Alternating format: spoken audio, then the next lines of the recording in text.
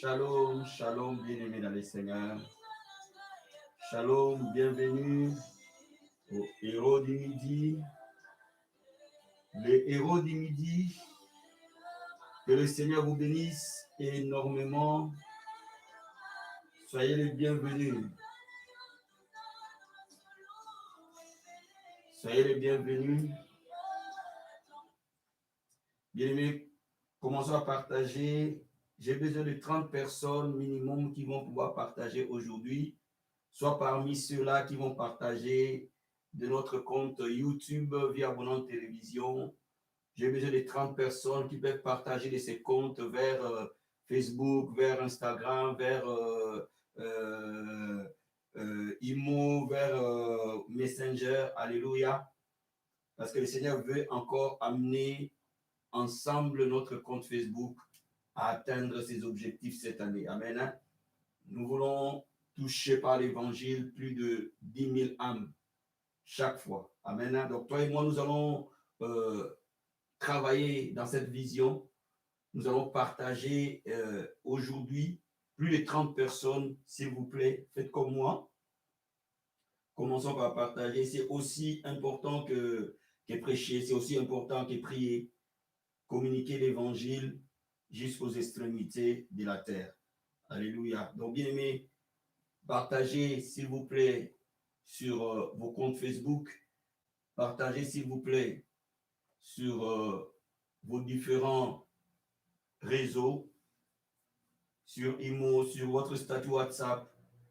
Je pense que ça va aider quelqu'un à être plus efficace aujourd'hui et pour demain, pour l'avancement du royaume du Seigneur.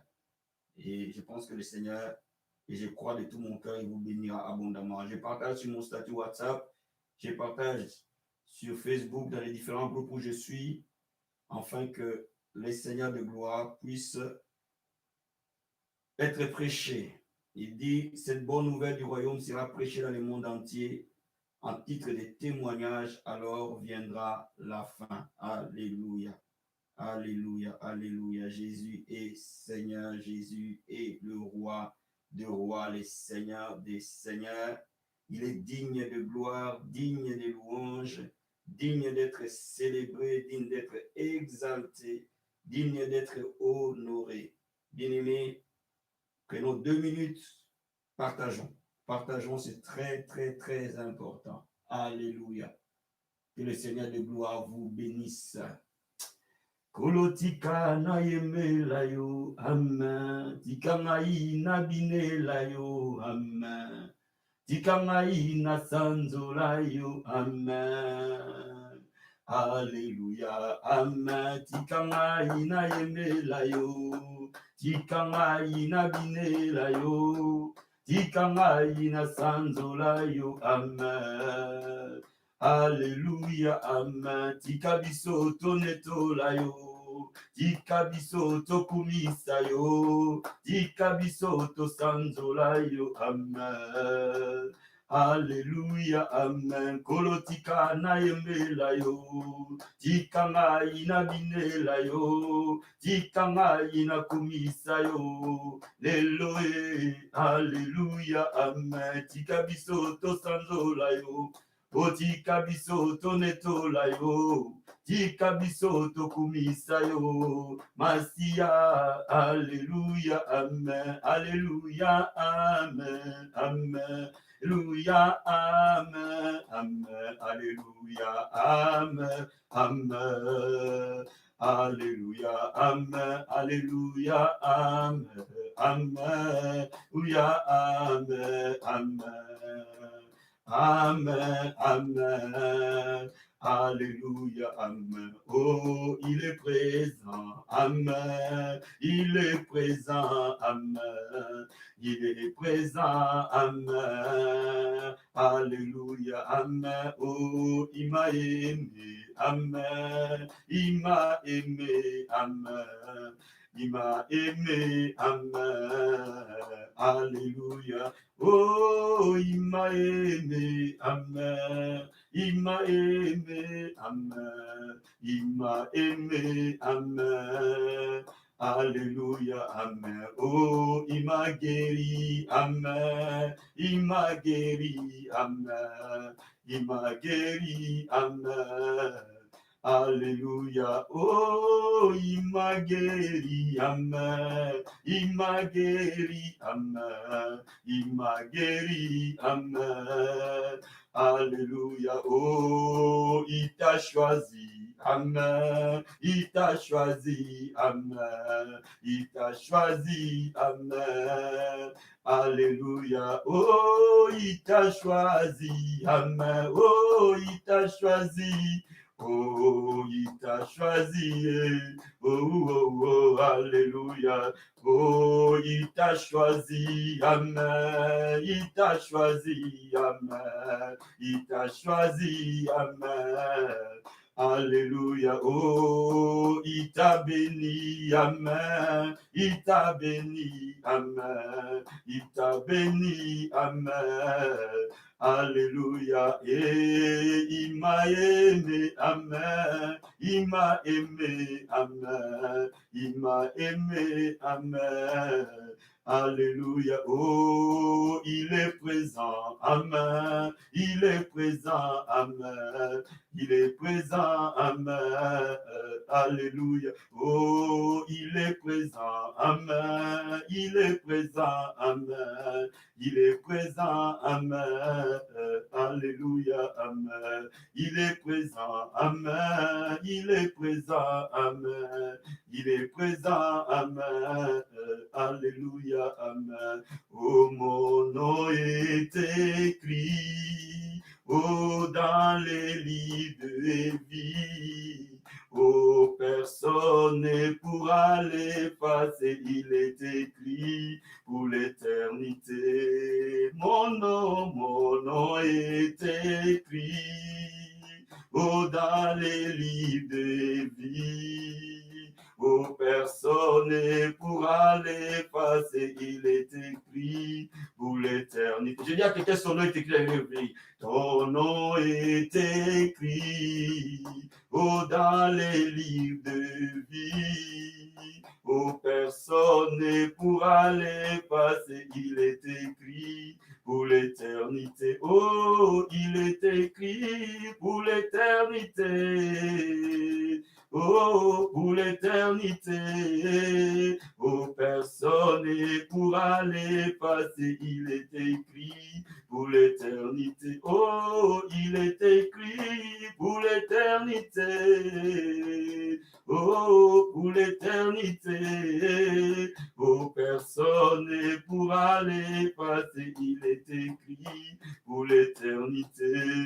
Il est écrit pour l'éternité. Il est écrit pour l'éternité. Oh, personne ne pourra l'effacer, il est écrit pour l'éternité. Oh, mon nom est écrit, oh, dans les lits de vie. Oh, personne ne pourra l'effacer, il est écrit pour l'éternité. Oh, papa, il est écrit pour l'éternité.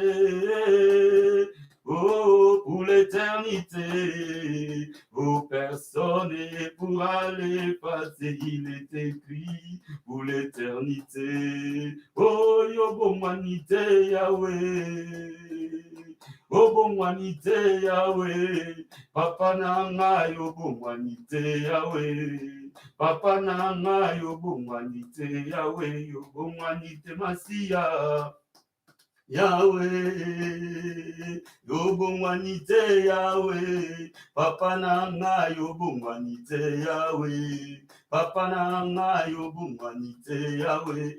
Je vais dire à quelqu'un que Dieu ne change pas, il est le même hier, aujourd'hui, éternellement. C'est que nous sommes en train de chanter que le Dieu d'Élie n'a jamais changé, le Dieu de Moïse n'a jamais changé, le Dieu de Pierre n'a jamais changé, le Dieu de Paul n'a jamais changé, les ministères des signes et des prodiges n'ont jamais changé, le ministère des miracles n'a jamais changé, les ministères prophétiques n'ont jamais changé. Bien-aimé, danse et chante avec moi que Dieu ne change pas, il est le même hier, aujourd'hui, éternellement. Alléluia. Obongwanite Yahweh,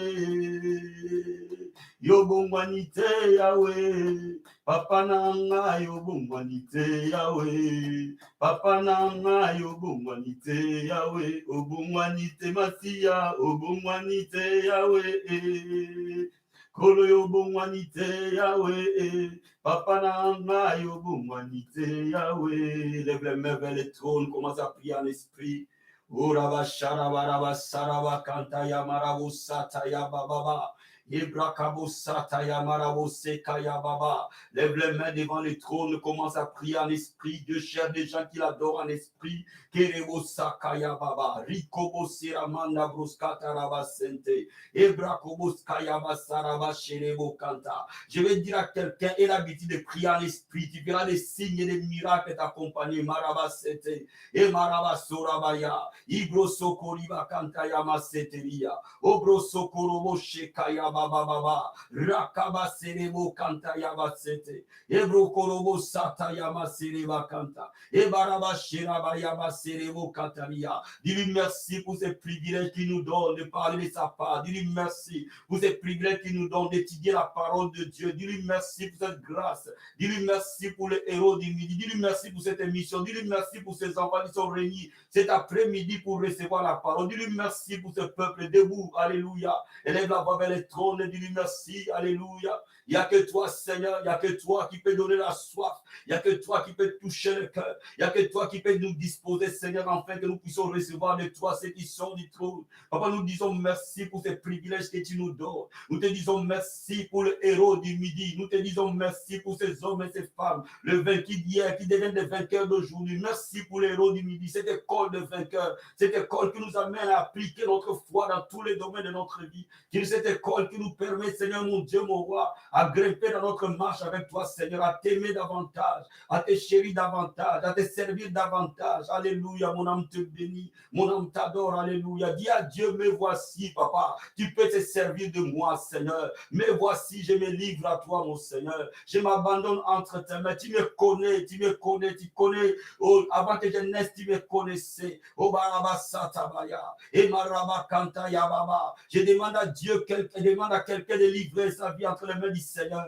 Et que le Dieu de gloire fasse de lui un vase d'or entre ses mains. Et Baraba Sayababa, Rakabo Sata Yamache Karaba Sente, et Bokaraba Sata. Que cette première émission de l'école du ministère soit une source de bénédiction pour nous tous. Alléluia. Destiné à servir Dieu, destiné à être au service de Dieu et à aider les hommes, alléluia, créer à l'image de Dieu, alléluia, Moraba Shekaya Baba, Rakaba Sataya Baba, équipe les saints, Seigneur, équipe les saints pour ta gloire, équipe les saints ce soir, équipe les saints cet après-midi, Maraba Sekerebo Sataya Baba, mon roi, nous sommes venus t'adorer et te rencontrer, Jésus, nous sommes venus te louer et te célébrer, Jésus, nous sommes venus t'exalter parce que tu es digne de gloire, digne de louange, alléluia, Rabasakabaya, Ebrakarabo Shirabaya, Ebrakantaramandabo Satalia, Obrakaraba Serebo Kantaya Baba. Dis à Dieu, fais de moi un vase d'or. Tu peux me donner la forme que tu veux, tu peux me donner la forme qui est convenable afin que je sois un instrument entre tes mains. Me voici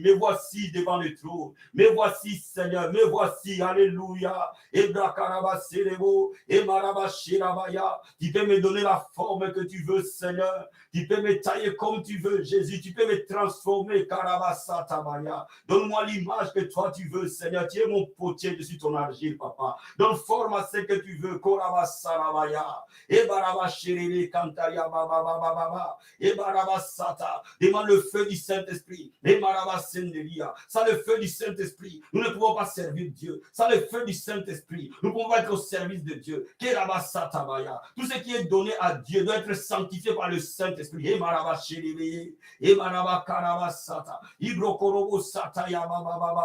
Embrasez-nous, Seigneur, par le feu du Saint-Esprit. Tout est sanctifié par l'Esprit. Nous voulons être mis à part pour toi, Seigneur. Enflamme ce peuple, enflamme ton église, enflamme ces hommes et ces femmes. Enflamme, Seigneur, les nations. Bien-aimé, demande un nouveau réveil. Qu'à partir d'aujourd'hui, dans notre mission, qui est le réveil, que les hommes et les femmes soient en contact avec Yeshua HaMashiach, que les hommes et les femmes soient en contact avec l'ancien état. Que les cœurs rencontrent Jésus, que le cœur rencontre le roi des rois, le Seigneur des seigneurs. Nous voulons te rencontrer.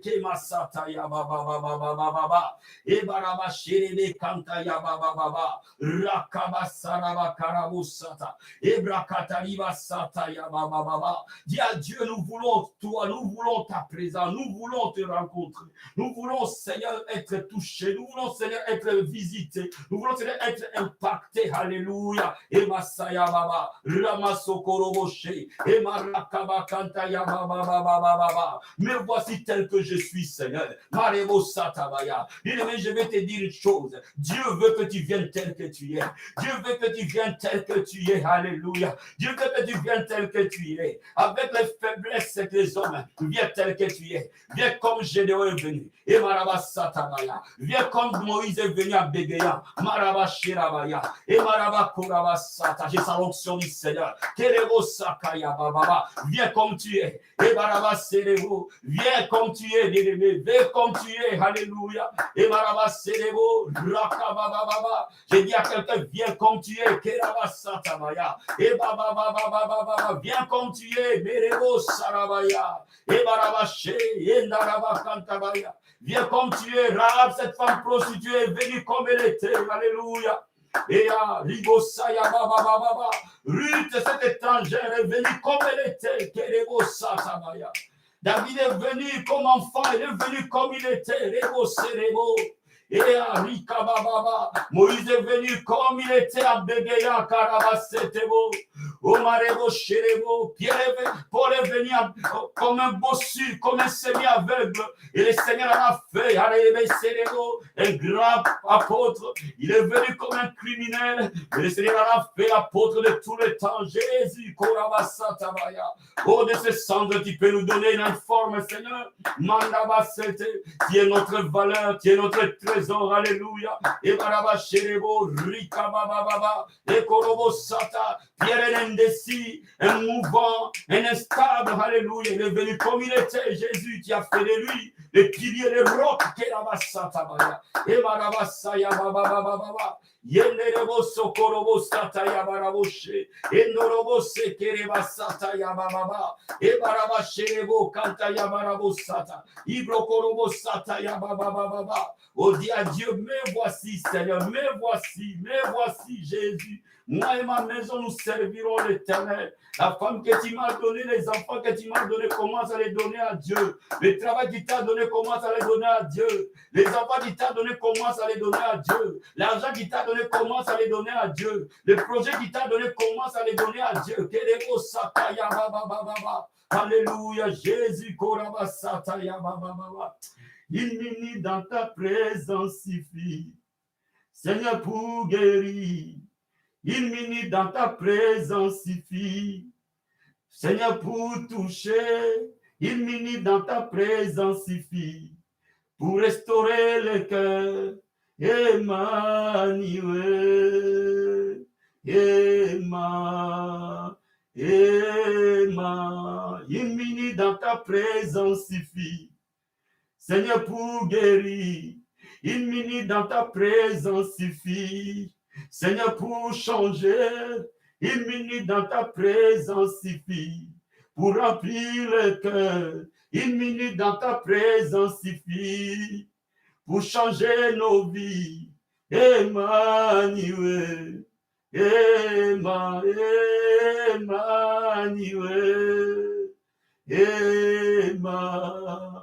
il m'unit dans ta présence suffit pour toucher les vies. Il m'unit dans ta présence suffit pour guérir le cœur. Il m'unit dans ta présence suffit pour impacter les vies. Il m'unit dans ta présence suffit pour restaurer nos vies. Emmanuel, Emmanuel,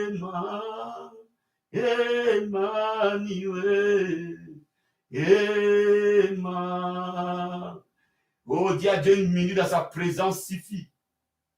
Quand tu t'approches de Saint de Saint, quand tu sors de parvis pour aller dans les lieux saints, et que Dieu te fasse grâce, que tu traverses le voile, et que tu arrives dans le Saint des Saints, et que tu sois devant le propriatoire, oh, devant de chérubins, une minute dans sa présence suffit, bien-aimé. Une minute dans sa présence suffit. Tout celui qui traverse le lieu saint pour aller dans les saints des saints, dans ces lieux, on ne demande plus, on reçoit. Dans ces lieux, on ne demande plus, on reçoit. On ressort différent. Et on ressort différent. On ressort lumière pour les nations. On ressort, alléluia, la vie pour ceux qui étaient morts. On ressort transformé. Oh, alléluia, dis à Dieu, amène-moi dans les saints des saints. Amène-moi dans les saints des saints. Amène-moi cet après-midi dans les saints des saints. Alléluia, je ne veux plus rester dans les parvis. Je ne veux plus rester dans les lieux saints. Mais je vais aller dans les saints des saints. Alléluia. Il m'unit dans ta présence suffit. Seigneur, pour toucher. Il m'unit dans ta présence suffit. Pour guérir le cœur. Emmanuel.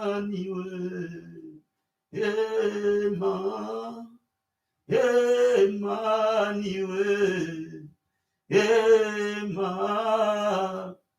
Il m'unit dans ta présence suffit pour toucher les vies. Il m'unit dans ta présence, papa, pour restaurer le cœur. Il m'unit dans ta présence suffit pour une onction nouvelle. Il m'unit dans ta présence suffit pour notre appel. Emmanuel. Merci Saint-Esprit de Dieu. Nous te laissons toute la place. Nous laissons le cœur entre tes mains. Nous laissons ce moment combien solennel. Je sens ta présence cet après-midi, Père. Que l'atmosphère soit angélique. Que l'atmosphère soit angélique. Et que cet après-midi, que des hommes et des femmes rencontrent l'appel de leur destinée, soient introduits à une autre vie, à ce à quoi tu les avais créés, à la mission à laquelle tu les avais destinés. Ou en ce moment, ou en ta parole, au nom de Jésus. Amen. Soyez bénis, soyez bénis, soyez bénis, soyez bénis. Bien-aimés, aujourd'hui, nous allons parler de l'introduction au ministère. Amen. Nous avons quelques passages de la Bible à lire dans Exode chapitre 23. L'introduction au ministère, Exode chapitre 23. Soyez bénis partout où vous nous suivez. Si vous êtes connectés parce que vous sentez certainement l'appel de Dieu dans votre vie, si vous êtes connectés parce que parfois vous vous posez des questions concernant le ministère, et si vous êtes connectés parce que je pense que vous savez que Dieu peut-être vous a déjà utilisé d'une manière ou d'une autre, mais vous voulez aller plus loin. Vous voulez accéder à quelque chose de différent et vous voulez aller dans les eaux profondes. Donc, je crois que le Seigneur va vous aider dans cette marche. Exode chapitre 23, versets 25 à 26. La Bible dit ceci: vous servirez l'Éternel, votre Dieu, il bénira votre pain et vos eaux, et j'éloignerai la maladie du milieu de vous. Il n'y aura dans ton pays ni femme qui avorte, ni femme stérile. Je remplirai le nombre de tes jours. Amen. Dieu dit, vous servirez l'Éternel. Amen. Et votre Dieu, et il vous bénira. Et là, c'est et conjonction. C'est qui montre l'effet de la conséquence liée à une cause. Donc ici, quand on regarde ce passage, Dieu dit, vous servirez l'Éternel. Et moi, Dieu, je ferai ceci.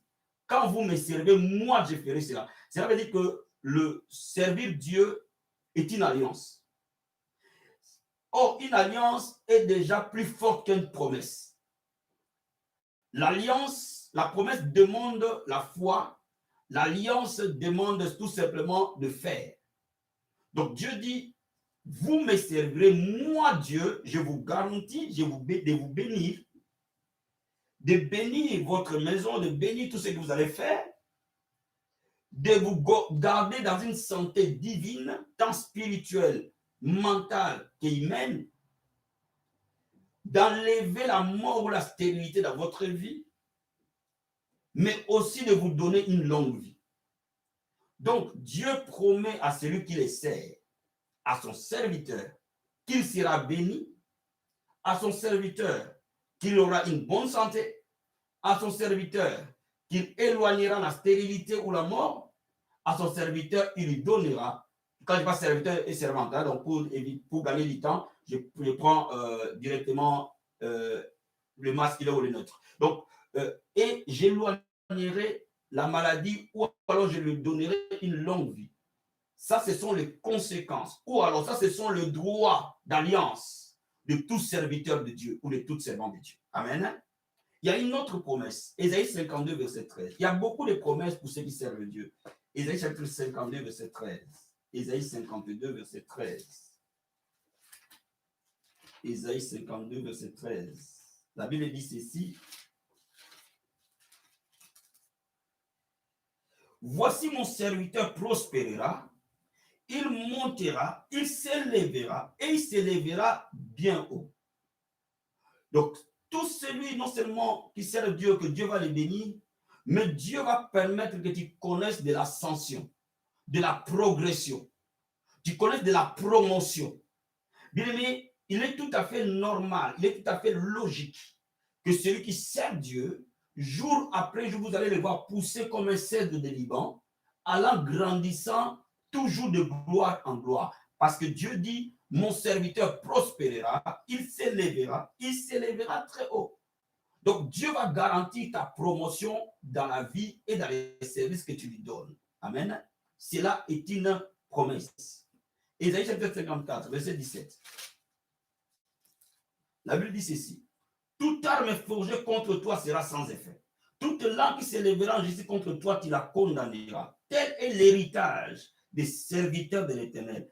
Tel est le salut qui leur viendra de moi, dit l'Éternel. Dieu te garantit la protection. Cette promesse, on l'utilise parfois abusivement. Oh non, sans effet. Une société te dit sans effet. Est-ce que tu sers Dieu?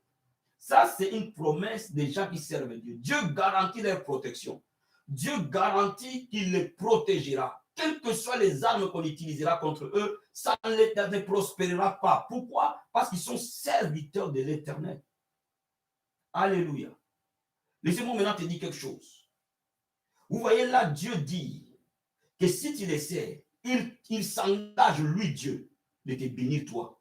Il s'engage, lui, Dieu, de te donner la santé. Il s'engage, lui, Dieu, de te rendre féconde. Donc, si Dieu te rend fécond, mon ami, ça dit que tu t'es marié.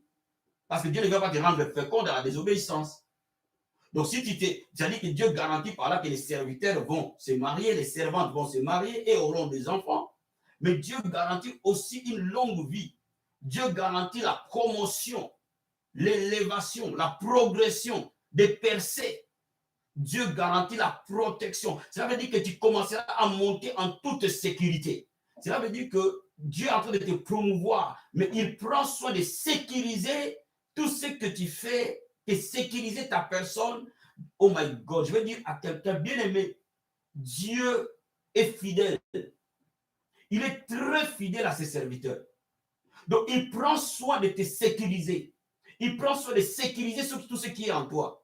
Il prend l'engagement de veiller sur ta vie à chaque moment, à chaque instant. Ça, ce sont les conséquences logiques de celui qui sert Dieu.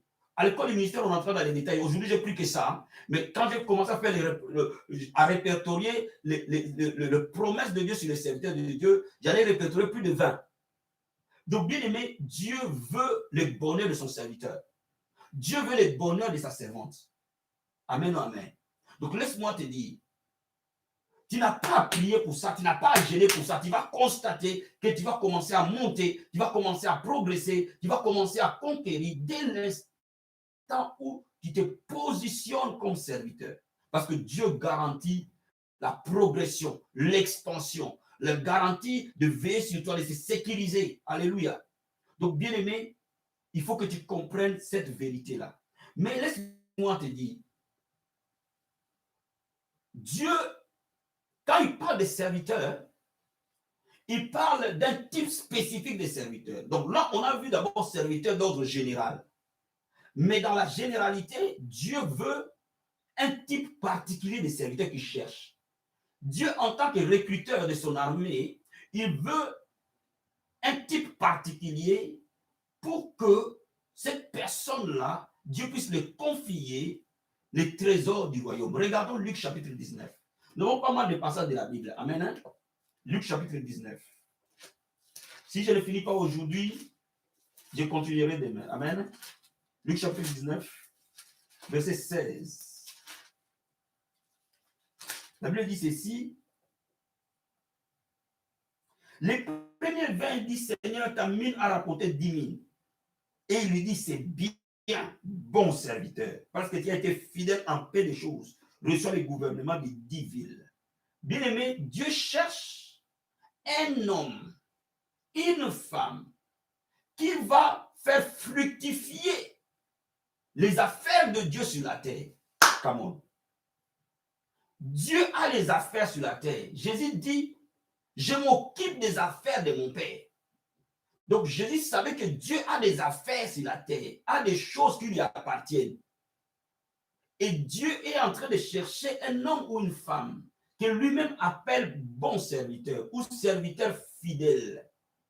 Et le serviteur fidèle a comme but de faire fleurir, de faire multiplier les affaires de Dieu sur la terre, les choses de Dieu sur la terre. Donc, si tu te positionnes comme celui qui veut faire fructifier, promouvoir le royaume, promouvoir les intérêts de Dieu, Dieu va faire de toi un bon serviteur. Donc, toutes ses promesses vont venir vers toi.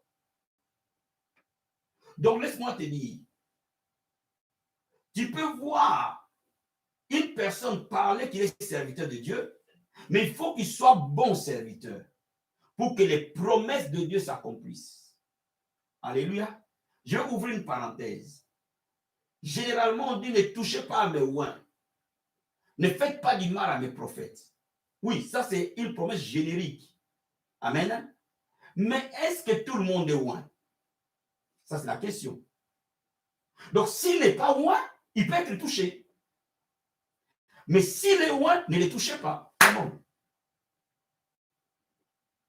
Donc laisse-moi te dire, il ne suffit pas de dire que je suis serviteur, il faut être serviteur bon et fidèle pour que tu t'appropries les promesses de Dieu. Et nous verrons qu'est-ce que Dieu dit comme bon serviteur. Quelle est le caractéristique d'un bon serviteur? Amen.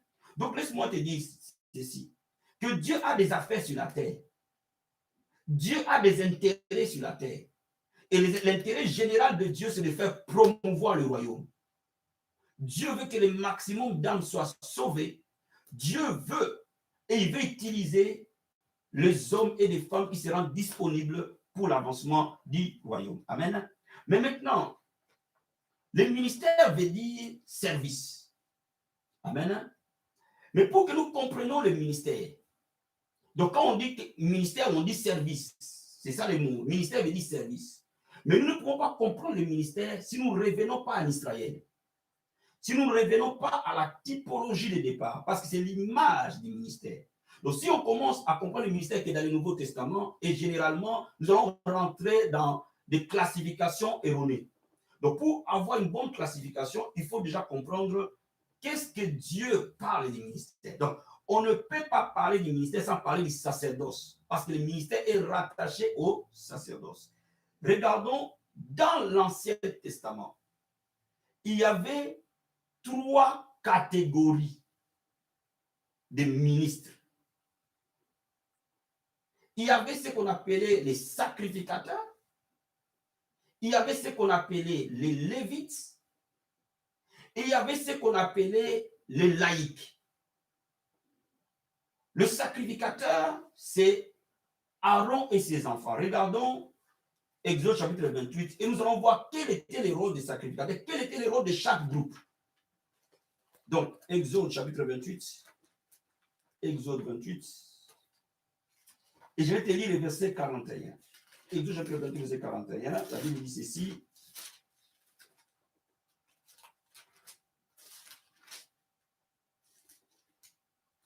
Exode 28. La Bible dit, tu en revêtiras Aaron ton frère et ses fils avec lui, tu les oindras pour les consacrer. Tu les sanctifieras, ils seront à mon service dans les sacerdoces. Donc, Dieu a mis à part Aaron et sa descendance, sa postérité, ses fils directs, pour qu'ils soient au service de Dieu. Attention, le sacrificateur n'est pas au service de l'homme. Le sacrificateur est au service de Dieu. Cela est une classe spécifique que Dieu met à part, pas au service de l'homme. Il est au service de Dieu. Donc, le sacrificateur n'est pas là pour rendre des comptes à l'homme. Il est là pour rendre des comptes à Dieu parce qu'il est au service de Dieu, pas au service de l'homme. Parce que si vous ne comprenez pas cette notion, vous n'allez pas comprendre ce que Dieu attend de nous. Nous sommes au service, en tant que sacrificateurs, nous sommes au service de Dieu. Il nous met à part pour les services de Dieu, exclusivement pour les services de Dieu. Donc, un sacrificateur est là pour plaire à Dieu, pas pour plaire aux hommes. Tant que lui plaît à Dieu, c'est bon, il est dans son rôle. Parce que Dieu l'a mis là pour être à son service, à lui et lui seul. Mais regardez les Lévites. Ouvrons la Bible dans le livre de Nombres. Nombres chapitre 3. Nombres chapitre 3. Verset 6 et verset 9. La Bible dit ceci, fais approcher la tribu de Lévi et tu la placeras devant les sacrificateurs Aaron pour qu'elle soit à son service. Les Lévites, par contre, ne sont pas au service de Dieu. Ils sont au service des sacrificateurs. Regardez bien la Bible. Fais approcher la tribu de Lévi et tu la placeras devant les sacrificateurs Aaron pour qu'il soit à son service. Verset 9. Tu donneras les Lévites à Aaron et à ses fils, et ils lui seront entièrement donnés de la part des enfants d'Israël. Donc, les Lévites sont au service d'Aaron, pas au service de Dieu. Aaron est un don au service de Dieu. Les Lévites sont des dons au service d'Aaron. C'est ce qui explique que tant que Moïse était là, il n'appelait pas Josué son serviteur. Il appelait Josué le serviteur de Moïse parce qu'il était au service de Moïse. Donc les Lévites sont au service des sacrificateurs. Les laïcs, par contre, sont au service de l'homme. Parmi les laïcs, on compte le roi, tel que le roi David, tel que le roi Saoul, les différents rois. On peut compter des gouverneurs tels que Néhémie. Néhémie était gouverneur. On peut compter Joseph, il était serviteur de Dieu. On peut compter Daniel, il était serviteur de Dieu. Mais il était aussi au service de l'homme. Pourquoi au service de l'homme? Parce qu'au départ, Dieu n'avait pas prévu de mettre des laïcs. Dieu s'est limité aux sacrificateurs et aux Lévites. Mais il s'est passé un incident. Nous allons lire le livre de 1 Samuel, chapitre 8. 1 Samuel, chapitre 8. Je veux que nous restions dans la parole, d'accord? Je veux que tout ce que nous disons soit étayé à la lumière de la parole de Dieu. Amen. 1 Samuel, chapitre 8. 1 Samuel 8. Et je vais prendre le verset 20. La Bible dit, nous, ici ce sont les anciens d'Israël qui parlent à Samuel. Nous, aussi nous serons comme toutes les nations. Notre roi nous jugera, il marchera à notre tête et conduira nos guerres. Samuel, après avoir entendu toutes ces choses, toutes les paroles du peuple, les redit aux oreilles de l'Éternel. L'Éternel dit à Samuel, écoute leur voix, établis un roi sur eux.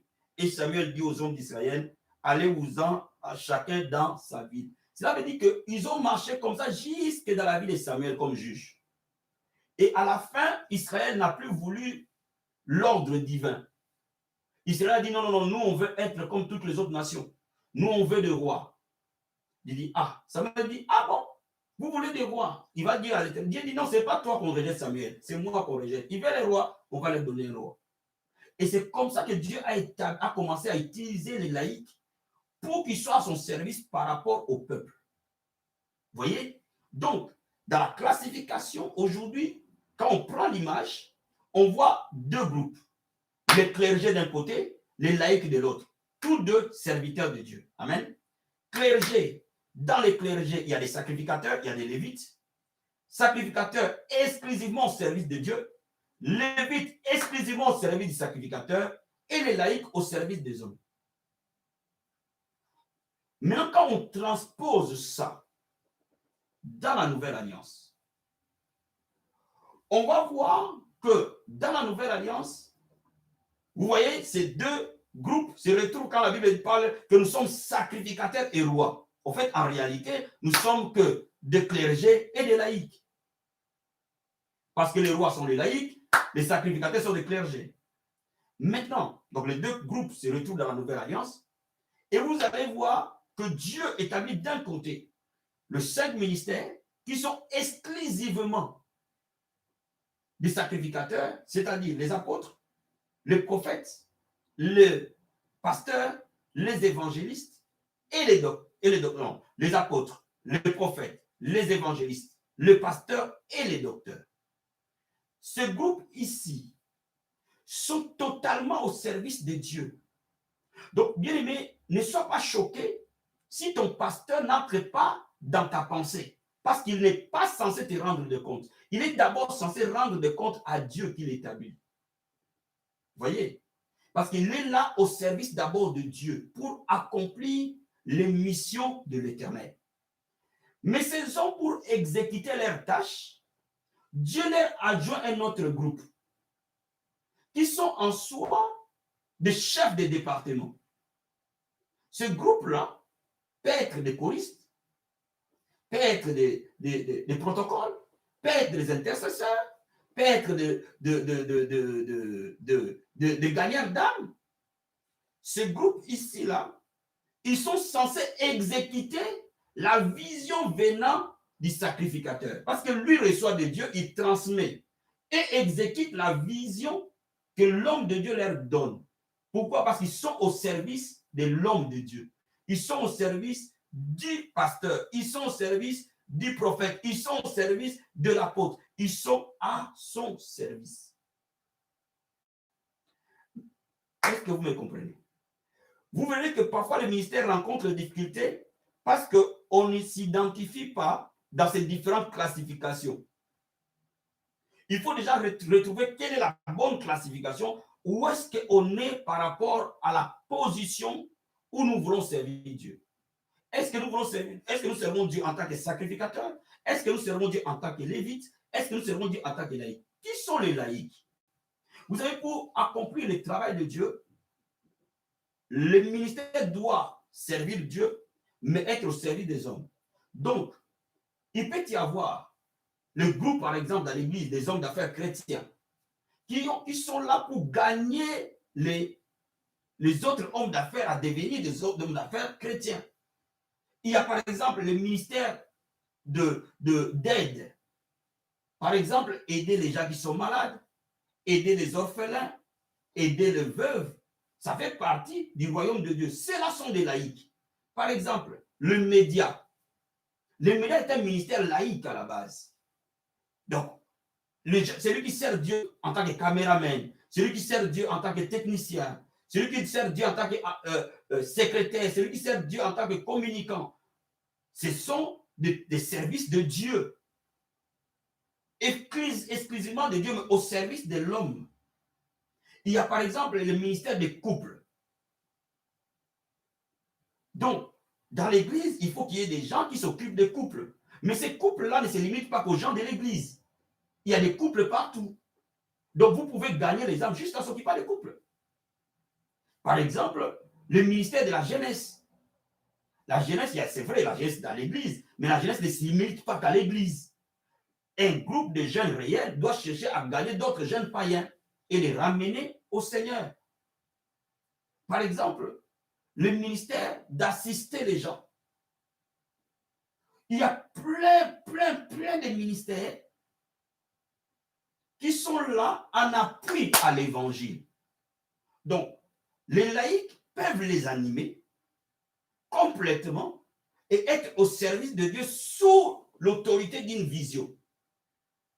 Donc, vous voyez, tout part par les sacrificateurs, descend chez les lévites et atteint les laïcs. Et ça se propage dans le monde. Si dans une organisation, si dans un ministère, cet ordre-là est établi, ce ministère devient très puissant. Donc, ne pensez pas qu'un laïc ne sert pas Dieu. S'il sert Dieu, David était l'homme selon le cœur de Dieu. Il servait Dieu, frère. Mais il servait Dieu pas au temple, il servait Dieu dans son palais. Salomon ne servait pas Dieu au temple, il servait Dieu dans son palais. Est-ce que vous me comprenez? Néhémie ne servait pas Dieu dans les temples, il servait Dieu auprès du roi. Mais il était serviteur de Dieu complet. Pas moins, pas plus. Mais simplement les missions diffèrent. Pour raison d'efficacité, Dieu a organisé les ministères. Et un ministère qui commence à s'organiser, ce ministère devient tellement efficace. Donc, je vais te parler que dans les ministères, il y a 3 étapes. Mais aussi dans les ministères, il y a 3 intervenants. Il faut que tu comprennes très bien. Donc, je vais commencer par t'expliquer que le ministère, il faut le comprendre en termes déjà de fonctionnalité. Parce que quand tu ne comprends pas les fonctionnalités du ministère, tu vas te perdre. Mais si tu comprends les fonctionnalités du ministère, tu comprends les étapes du ministère, tu comprends les intervenants du ministère, après on peut commencer à parler du ministère. Parce que si tu ne comprends pas tout ça là, on ne peut pas parler du ministère, ça va être mélangé dans ta tête. Donc, il y a 3 intervenants majeurs dans le ministère. Il y a d'un côté Dieu. Il y a au milieu les serviteurs de Dieu.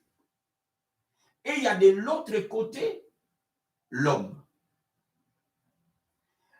Le serviteur de Dieu, tout comme le ministre de Dieu, a comme mission de recevoir de Dieu son appel. Il reçoit de Dieu son appel. Parce que seul Dieu appelle.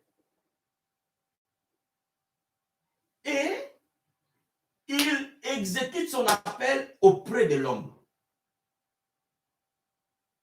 Donc l'homme est le bénéficiaire de l'appel. Donc Dieu suscite des serviteurs pour être à son service afin que l'homme en bénéficie. Donc il faut que tu comprennes que tout ministère, pour qu'il soit efficace, doit être organisé entre 2 pôles. Le pôle divin et le pôle humain. Parce que le ministère est au milieu. Il y a un côté Dieu et de l'autre, à sa droite, il y a Dieu, à sa gauche, il y a l'homme.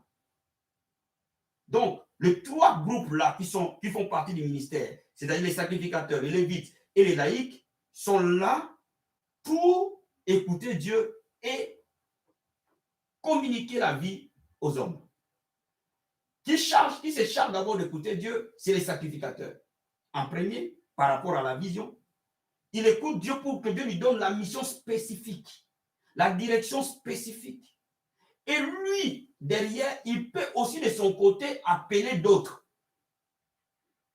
pour qu'il l'aide à accomplir cette mission. Et vous voyez que Jésus est venu avec une mission et il a appelé les Pierre, le Thomas, le Matthieu. Il les a appelés. Ils n'ont pas été appelés par Dieu, mais c'est Jésus qui les appelle un à un. Jésus en tant que serviteur. Je ne parle pas de Jésus en tant que Dieu, mais Jésus en tant que notre modèle du ministère.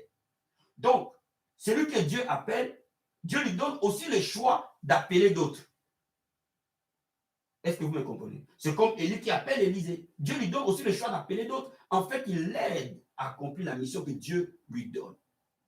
Mais aussi de préparer les autres à être efficaces dans le travail de Dieu.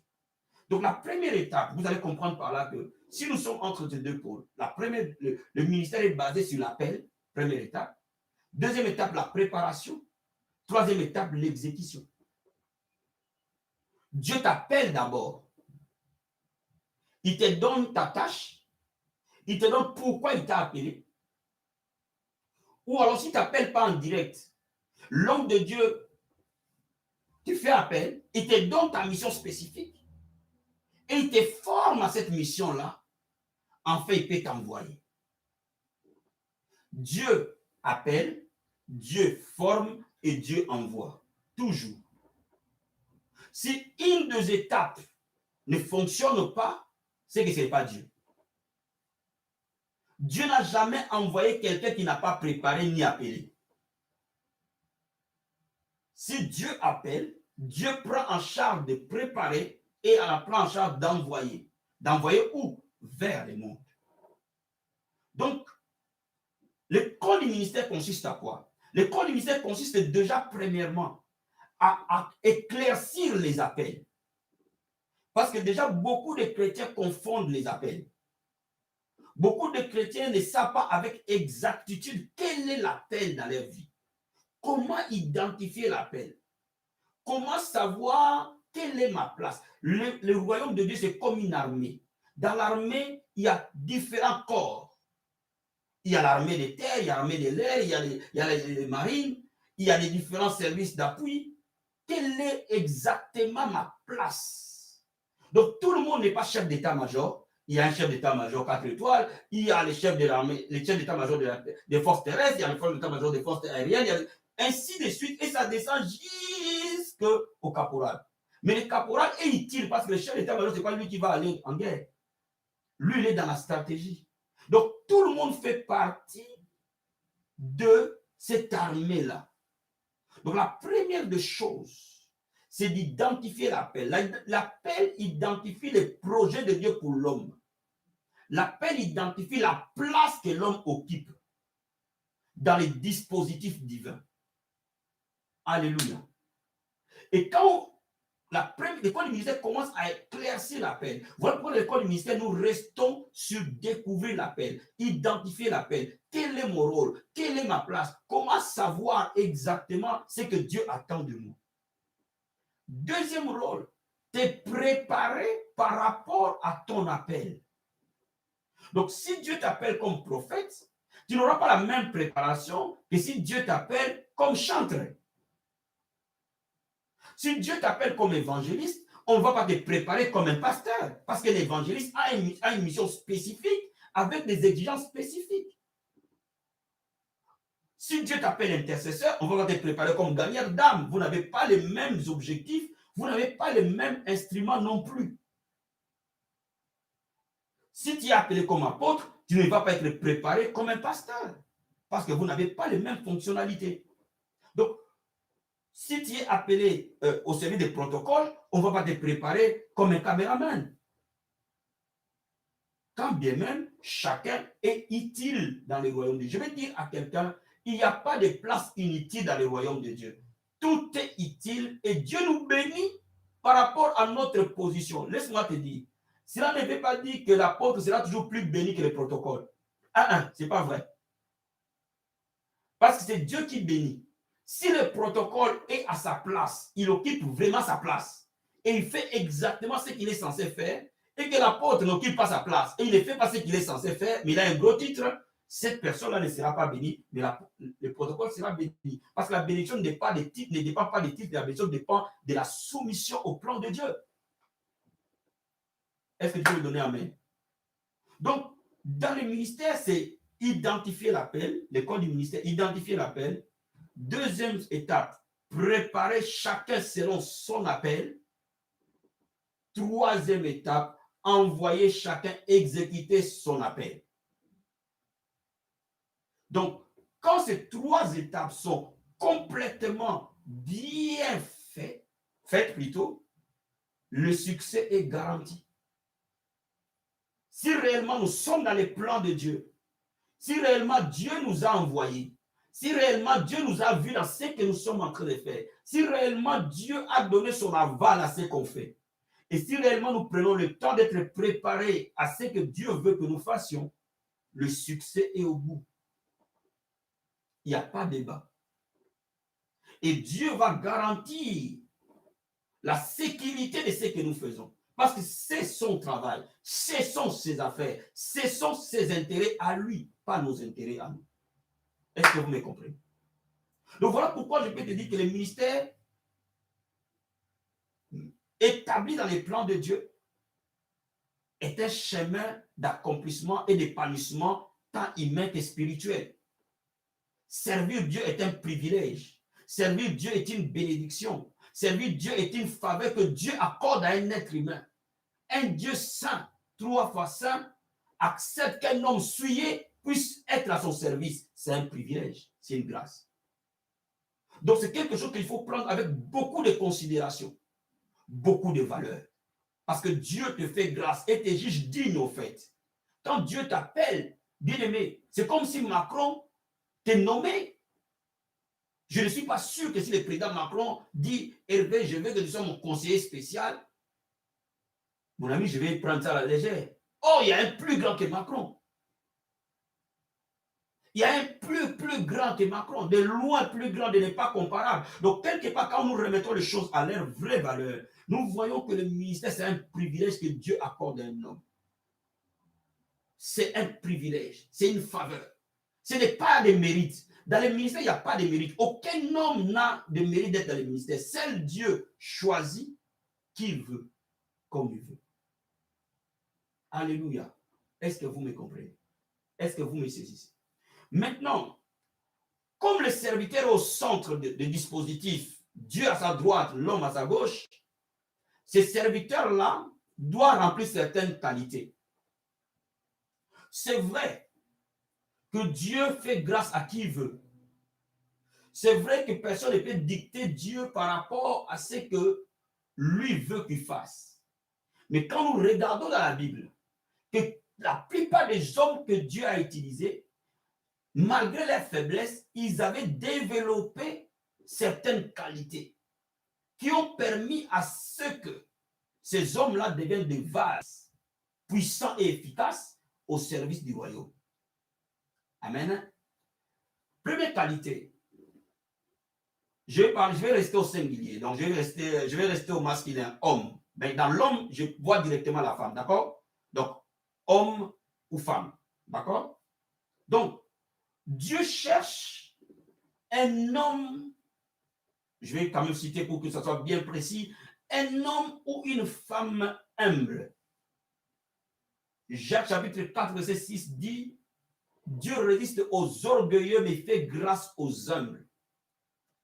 Lorsque nous avons un cœur humble, ou lorsque nous développons un cœur humble, parce qu'on peut avoir un cœur humble de manière innée, tout comme on peut développer un cœur humble. Quand nous développons un cœur humble, nous avons la possibilité d'être efficaces dans le royaume de Dieu. Et nous ne pouvons pas plafonner Dieu, parce qu'il y a des moments parfois on plafonne Dieu. Dieu peut nous amener plus loin, mais notre cœur ne correspond plus à ses plans. Donc il nous arrête à un certain niveau. Il ne peut plus nous amener au-delà de ce que nous avons pensé. Pourquoi? Parce que nous n'avons pas développé un cœur humble. Donc nous devons non seulement, toi et moi, nous devons non seulement avoir un cœur humble, mais développer continuellement un cœur humble. Parce que dans la marche où tu vas marcher avec Dieu, Dieu va t'amener toujours de gloire en gloire. Et ces gloires-là peuvent être très dangereuses lorsque le cœur n'est pas travaillé. Donc, il faut que tu travailles un cœur humble. Et bon, on étudiera ça. Aujourd'hui, je suis là que pour parler des principes. Amen. Et il y aura d'autres. Il faut que tu développes un cœur humble. Je donne un exemple. Tu as commencé, par exemple, je vais donner un exemple. Là où nous étions il y a quelques années à Colombe, où personne ne nous connaissait. Mais aujourd'hui, nous sommes quand même un tout petit peu connus. Donc, ça change. Je pense que ceux qui étaient avec nous à Colombe peuvent voir les changements. Mais est-ce que ce changement de Dieu nous rend plus orgueilleux ou le changement de Dieu nous rend plus humbles. Ce qui détermine comment Dieu va nous utiliser après. Donc nous devons toujours développer un cœur humble selon que Dieu nous amène d'un niveau vers un autre. Parce que c'est une alliance. Ça ne peut pas se passer autrement. Dieu garantit ça. Donc ça ne peut pas être une surprise. Quand vous servez Dieu, ce n'est pas une surprise. Dis à mon homme, je te dis 5 ans plus tard, ça ne sera pas une surprise. Vous allez être étonné de ce que Dieu va faire. Ce n'est pas une surprise. Vous devez être préparé à ça. Donc la gloire que nous avons aujourd'hui n'a rien à voir avec ce que Dieu va nous donner l'année après l'autre année. Ça n'a rien à voir. Mais nous devons développer progressivement un cœur humble. Première vérité. Deuxième vérité. Nous devons être des hommes ou des femmes de sainteté. Quand je parle de la sainteté, je parle de la soumission totale à Dieu. Je ne parle pas simplement des gens qui ne font pas l'impudicité. Parce qu'on a tendance à rattacher la sanctification avec l'impudicité. C'est plus que ça. Moi, je suis convaincu que ne pas faire l'impudicité, c'est la chose la plus facile dans la marche de la sanctification. Mais un cœur totalement soumis à Dieu. Pourquoi? Parce que nous sommes là pour défendre ses intérêts. Donc Dieu veut que nous soyons capables de défendre ses intérêts à lui. Donc si nous ne sommes pas soumis, nous ne pouvons rien défendre en fait. Nous sommes là pour promouvoir ses intérêts. Donc nous devons être nécessairement des hommes de sainteté. Et si Dieu trouve en nous, en toi en tant qu'homme, en toi en tant que femme, un cœur totalement soumis à lui, il n'y aura pas de plafonnement, il va commencer à t'élever. Il va commencer à t'amener de gloire en gloire, de position en position, selon là où Dieu va t'amener. Troisième chose, nous devons être, on étudiera tout ça dans l'école du ministère attentivement. Donc aujourd'hui, je ne donne que des éléments. Nous devons être des hommes ou des femmes qui aiment la parole de Dieu. Qui aiment la parole de Dieu. Je laisse-moi t'expliquer quelque chose. La parole de Dieu est le socle de l'évangile. Aujourd'hui, j'ai parlé avec Pasteur Vincent, qui est un ami, et il était en train de me révéler quelque chose. Un jour, il est venu prêcher à l'église.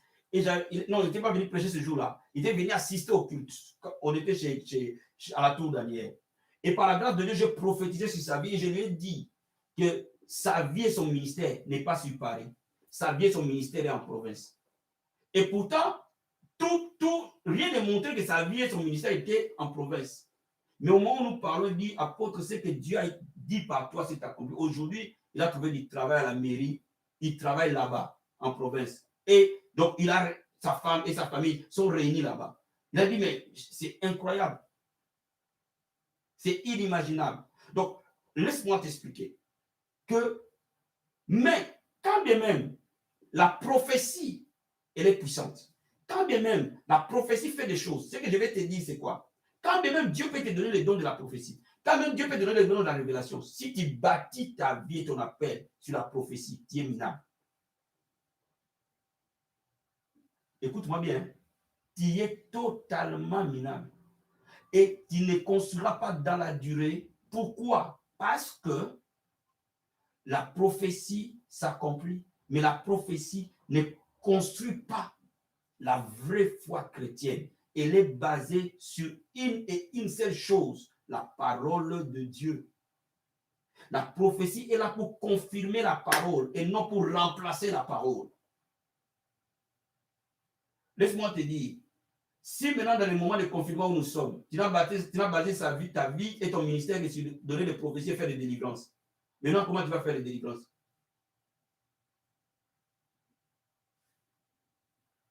Les gens sont confinés. Ils ont besoin d'écouter la parole. Donc, il faut que la parole soit là. Il faut que tu travailles la parole. Une église qui n'a pas la parole est une église qui n'a pas d'avenir. Donc, la parole de Dieu est le socle de l'évangile. C'est vrai, les dons spirituels viennent en appui de l'évangile. Mais cela ne veut pas dire que tu ne peux pas servir Dieu sans don spirituel. Si tu as déjà la parole de Dieu, tu as un ministère. Si tu bases ta vie sur la parole de Dieu, c'est bon déjà. Donne-moi amen. Quatrième chose.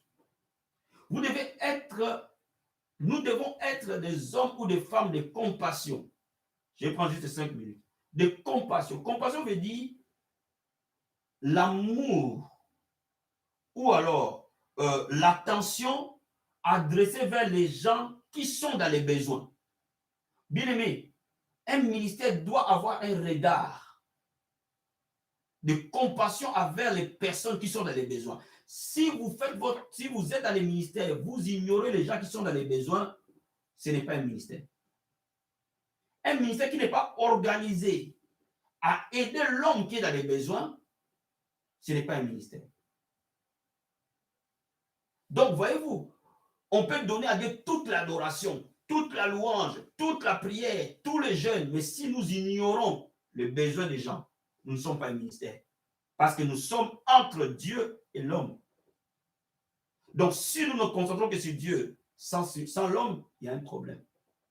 Parce qu'il nous équipe pour que nous soyons ses représentants auprès des malades, auprès des captifs, auprès des pauvres, auprès des veuves, auprès des orphelins, auprès des drogués, auprès des prostituées, auprès de toutes ces personnes que la société parfois rejette. Mais Dieu veut nous utiliser comme ses ambassadeurs. Nous devons être des hommes ou des femmes de prière. Et j'aime bien vous lire ce que j'ai noté. La prière doit devenir notre vie. C'est ce que nous devons aimer le plus. La prière doit devenir partie intégrante de notre vie et que nous devons aimer le plus. Un ministère qui réussit à bâtir une vraie armée de prière, ce ministère a déjà réussi. Et c'est ce que le diable ne voudra pas. Dès l'instant où la prière devient notre vie, notre système de fonctionnement, notre principe fondamental, automatiquement le flot de grâce ne s'arrêtera plus. Donc, individuellement, tout comme collectivement, nous devons être des hommes ou des femmes de prière. Sixième chose, nous devons être des hommes ou des femmes de foi et de vision. Je dis foi et vision. Pourquoi? Parce que la foi nous permettra de remporter des victoires face à l'opposition, face aux pressions sataniques, face aux barrières que le diable mettra devant nous pour que nous n'atteignions pas notre destinée. Mais la vision nous donnera les ports d'attache. Où est-ce que nous allons? Donc, si nous n'avons pas la vision, nous pouvons remporter des victoires, mais rester sur place. Mais pour que nous puissions multiplier les talents, les grâces que Dieu nous a donnés, nous devons non seulement être des hommes de foi pour faire face à l'opposition, mais des hommes de vision pour atteindre des buts futurs. Donc, le ministère est un mouvement et non un état statique. Le ministère est un état dynamique. Cela veut dire quoi? Cela veut dire que le ministère doit progresser, doit être dans un mouvement et non un stationnement. Vous devez aller toujours quelque part. Vous devez savoir où est-ce que vous êtes, où est-ce que vous allez. Si vous n'avez pas la vision, vous n'avez pas le ministère. Donc, vous pouvez avoir la foi, mais si vous n'avez pas la vision, il y a quelque chose qui ne va pas. Sixième chose, septième chose. Vous devez être, ou nous devons être, des hommes ou des femmes d'amour. Le ministère, c'est l'amour. La Bible dit, tu aimeras l'Éternel ton Dieu de tout ton cœur, de toute ta force, tu aimeras ton prochain comme toi-même. L'amour doit être notre vie. Parce que l'amour est le ciment du service de Dieu. L'amour est le socle du service de Dieu. Donc nous devons vivre pour aimer Dieu d'abord et aimer l'homme. Tous ces éléments ici sont des principes bibliques de tous ceux qui ont servi Dieu. Mais le Saint-Esprit m'a inspiré une chose que je trouve aussi dans la Bible, mais pas clairement spécifiée. Nous devons être des hommes ou des femmes qui visent l'excellence. L'excellence. La Bible dit, maudit celui qui sert Dieu avec négligence. Donc, je ne peux être un bon serviteur que lorsque je veux que donner à Dieu ce qui est excellent. Voyez, je peux être un homme de prière, je peux être un homme de vision, je peux être un homme de foi, mais tout ce que je fais ça de manière bâclée, de manière désordonnée, de manière désorganisée. Ce sont des failles qui détruisent notre service de Dieu. Donc, je dois donner à Dieu un ministère, un service d'excellence. Si Dieu me donne à faire quelque chose, je dois toujours l'innover vers le haut. Vers le haut. Je dois toujours l'améliorer vers le haut et non le niveler vers le bas. Parce que quand je le nivelle vers le bas, je ne vais plus dans l'excellence, je vais dans la médiocrité. Or, je dois aller d'excellence en excellence, d'un niveau d'excellence à un autre niveau d'excellence. Voyez-vous, je donne juste un exemple. Pourquoi je n'avais jamais voulu utiliser un téléphone pour faire le direct? Parce que je considère que ce n'est pas un standard d'excellence. Mais ce n'est pas mauvais. Ce n'est pas mauvais en soi. Mais je me suis donné un but en disant non, si je vais donner à Dieu quelque chose, alors je lui donne d'excellence, ce que je considère comme excellent. Ce que tu donnes à Dieu, tu dois le donner en le donnant quelque chose d'excellent par rapport à ce que tu peux faire. Si tu sais que tu peux faire quelque chose et tu sais que tu peux faire quelque chose de mieux, alors fais quelque chose de mieux. Parce qu'il n'y a pas un plafonnement d'excellence. Il y a tout simplement une progression d'excellence. C'est-à-dire que ce que je peux faire aujourd'hui, si je sais ce que je peux faire mieux que ce que je fais aujourd'hui, donc je vais lui donner ce qui est mieux. Donc, bien aimé, aujourd'hui, j'ai voulu introduire l'école du ministère. Et nous aurons chaque mercredi à midi les approfondissements sur l'école du ministère. Et ça, c'est le premier niveau de l'école du ministère qui est ouvert à tout le monde. Mais d'ici là, nous aurons et nous préparerons un site internet spécifique pour école supérieure du ministère. Et ça, c'est réservé à ceux qui ont l'appel de Dieu en tant que sacrificateur, en tant que ministre de l'évangile. Ça, c'est l'école supérieure du ministère. Mais tous ceux qui servent Dieu en tant que lévites, tous ceux qui veulent servir Dieu en tant que laïcs, bienvenue à l'école du ministère et qui va nous accompagner tout le temps. Maintenant, ceux qui veulent aller au-delà de ça et sentent l'appel de Dieu, et nous certifions qu'ils ont l'appel de Dieu, et nous croyons qu'ils ont l'appel de Dieu, et là auront une formation de l'école supérieure du ministère qui consiste à les équiper afin qu'ils attendent la vision vie abondante. Et ceux-là seront, après leur formation, après avoir prouvé ses preuves, envoyés pour occuper les villes, envoyés pour occuper les nations. La Bible dit, vous serez mes témoins en Jérusalem, en Galilée, en Samarie, jusqu'aux extrémités de la terre. Que Dieu vous bénisse et je vous souhaite un très bon après-midi. J'ai grignoté 12 minutes. Que Dieu vous bénisse et passez un très très bon après-midi. Et je vous dis à ce soir à 21h pour notre moment de prière. Que Dieu vous bénisse énormément. Bye.